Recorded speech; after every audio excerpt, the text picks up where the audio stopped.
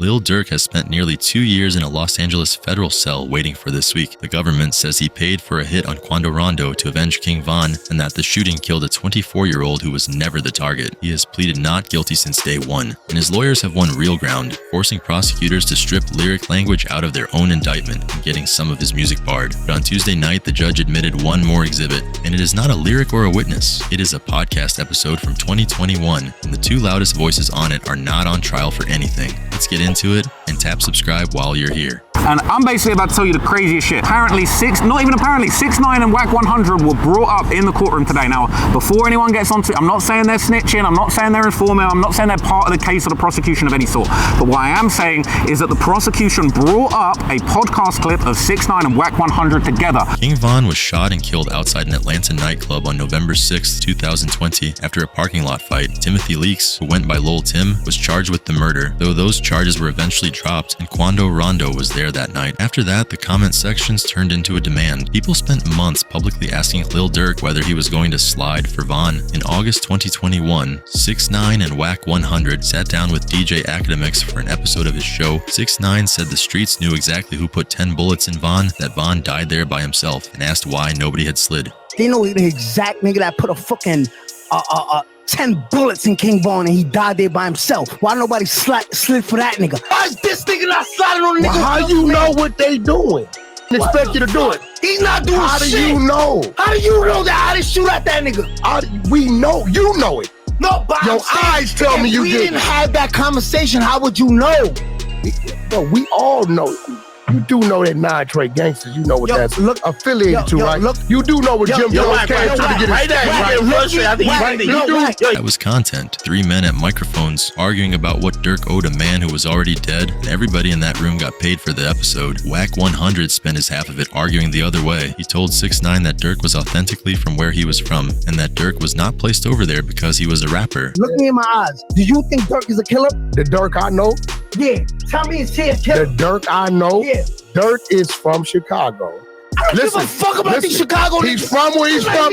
Hold on. He's authentically who he is from where he's from. He was not placed over there because he was a rapper and he could do this. Because we watched Durk start and fizzle the fuck out and go away. 4-5 years. He moved to New York at one point in time. You and Durk are not the same. Durk's position was public long before any of it. In September 2019, hours after 6IX9INE started testifying against 9 Trey members in a Manhattan federal courthouse, Durk went on Twitter and called him a snitch in a post he later deleted. So where does that leave the two of them? Enemies on the record since 2019. And now, the federal government wants a jury to sit and listen to 6IX9INE. Nobody in that studio was under oath, and nobody in it is a defendant now. Hold on to that, because the next date is the one the whole trial is built on. A year after that episode dropped, the argument came off the internet. On August 19th, 2022, Tykean Bowman, who raps as Quando Rondo, was riding through West Hollywood in a black Cadillac Escalade with his sister and his cousin, Saviaya Robinson, who was 24. Federal charges say gunmen followed the car and opened fire near a gas station by the Beverly Center. Authorities say at least 18 rounds came from multiple weapons, one of them a machine gun. Bowman was not hit, and his sister was not hit, but Robinson was. Bowman has spoken about him since. Well, you had a situation in LA where you lost your friend, Lil Pap. He actually died in your arms, and you said that changed you. Like I said, I really don't have beef with the world. My beef is really mainly in the music industry. With that happening to my right hand, man, that's the reason I think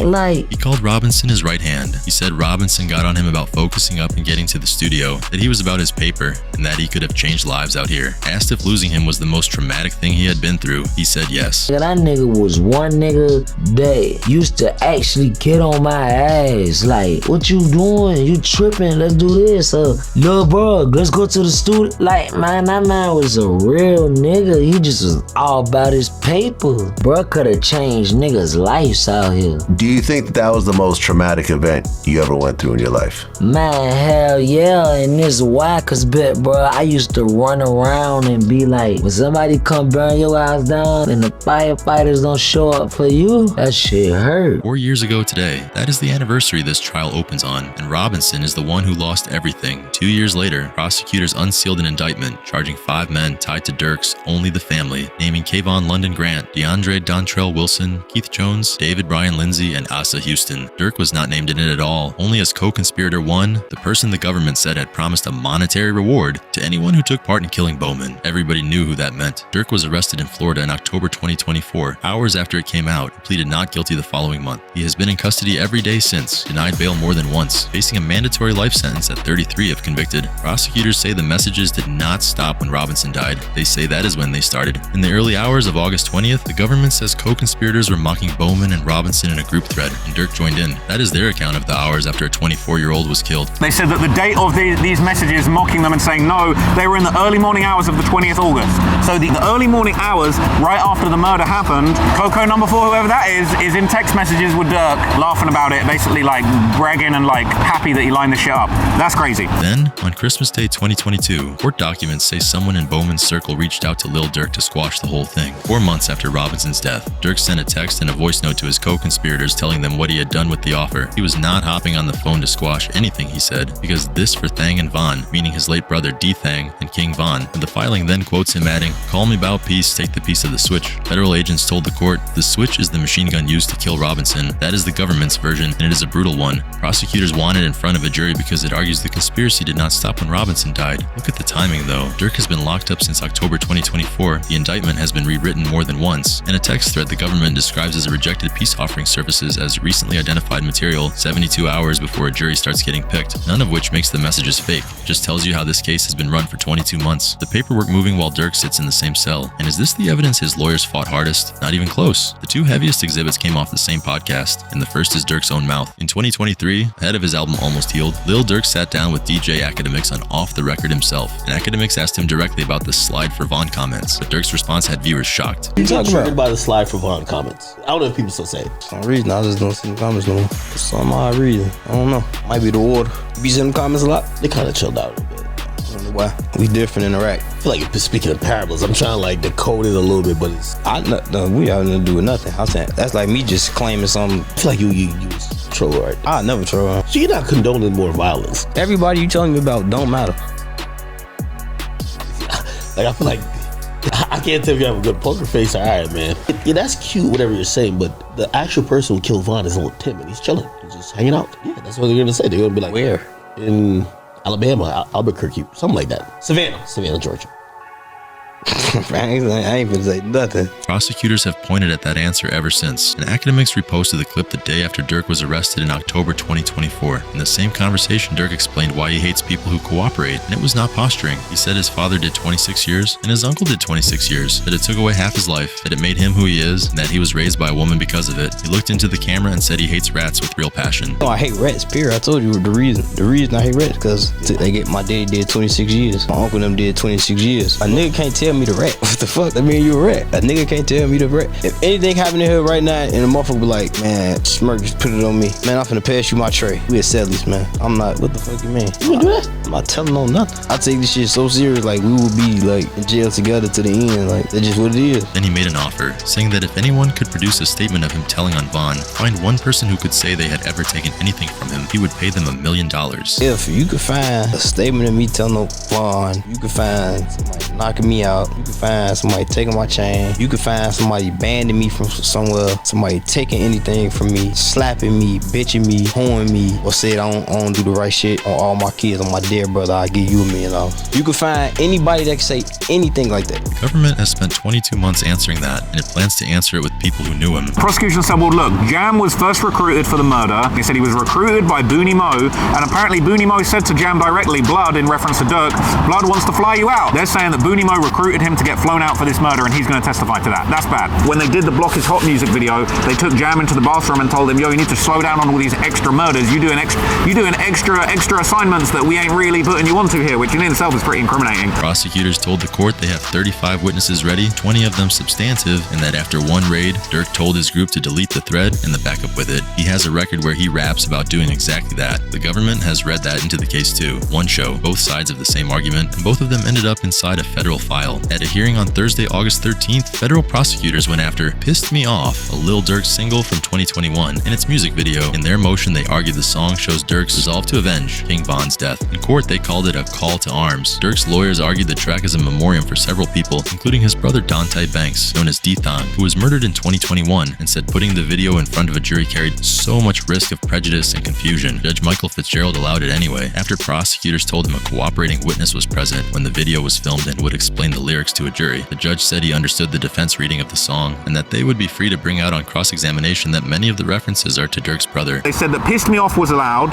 but they had more questions. The judge basically said, I've got some questions about these supposed gang signs that are thrown up in the video screenshot. And this confused me a little bit, I'm not going to lie to you. Basically say that the OTF guys, they created their own hand signal that was actually specifically a tribute to King Von. Now, I'll be honest, I'm a die-hard Chiracologist. I don't know of any hand signal that was actually a specific signal that was like reference to King Von. I don't know if it's a V or I don't know what signal that was. He has not handed prosecutors everything on the music, to be fair. He barred lyrics from Hanging with Wolves, ruling that material offered to show Durk was willing to flee was sheer propensity. An earlier superseding indictment dropped the allegation that Durk's lyrics referenced the killing at all. Durk's family put it harder than his lawyers ever have. The government presented false evidence to a grand jury to indict him, they said in a statement last year. This isn't justice. Has any of that slowed the case down? Not for a second. And opening statements could come as early as Friday. And the exhibit they were still arguing over on Tuesday was not written, performed, or recorded by Lil Durk at all. Tuesday was the final pretrial hearing. Part of it went on the autopsy photographs the judge does not want a jury to see. Prosecutors want them anyway, because the only surveillance footage of the shooting is black and white and 2 seconds long. And the judge says, look, I don't usually handle murder cases,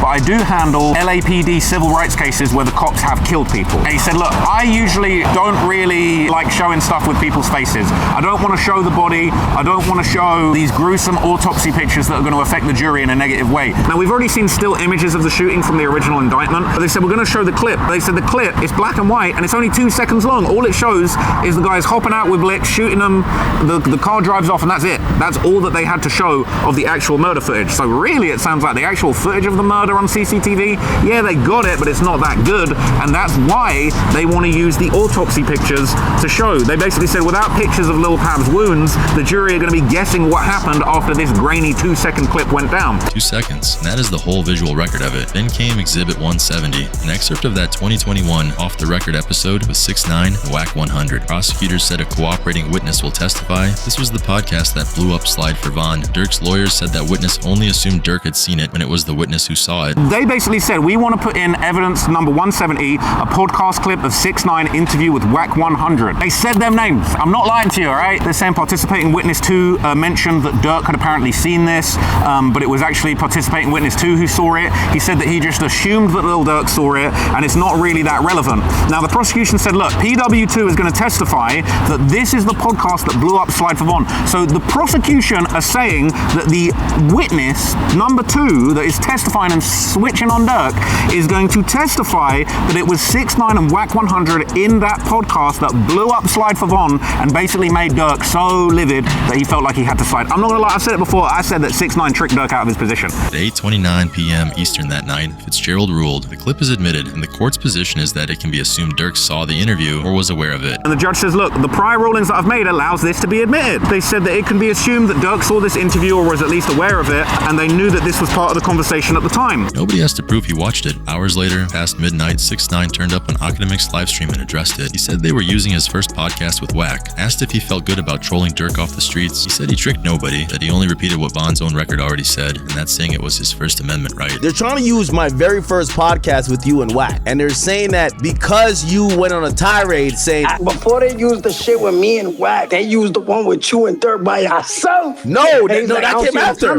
That came after. As a man, do you feel happy that by your words and your trolling, you tricked Durk off the streets as opposed to, like, he hit you up one time saying he wanted to box. He wanted to get busy with you. Do you feel happy? That's what I said. Let's do that shit for free, right? Hold on. He said, no, let's do it for some money. I said, nigga, I don't need money, nigga. You definitely helped trick him off the streets. Do you feel guilty? I didn't trick Durk off the streets. I just re-emphasized his dead friend's words. And if I should die, I'm boosting the murder rate. My niggas gonna slide every day. Did I say that? Maybe the song should have went a little bit like this. And if I should die, tell my friend to forget it. to keep living his life. Don't do anything about it. Like, we made it, nigga. We two young black men who came from nothing. Don't continue crime, bro. We made it. So here's where everybody stands. 6ix9ine is at home on a live stream. Whack 100 has not been charged, and Academics is at work. Lil Durk has been in a cell since October 2024. A racketeering trial waits behind this one. Whack didn't like do anything to be included in this aside from just talking about him on a podcast. Why is 3 people headed to trial here and all their documents? That is a great Why question. is it 3 people Because he talks about stuff on the internet. The jury now watches a 5-year-old podcast argument and decides what it has to do with a 24-year-old bleeding out at a gas station in West Hollywood. Nobody knows whether 12 strangers can keep those apart, and Durk's life rides on it.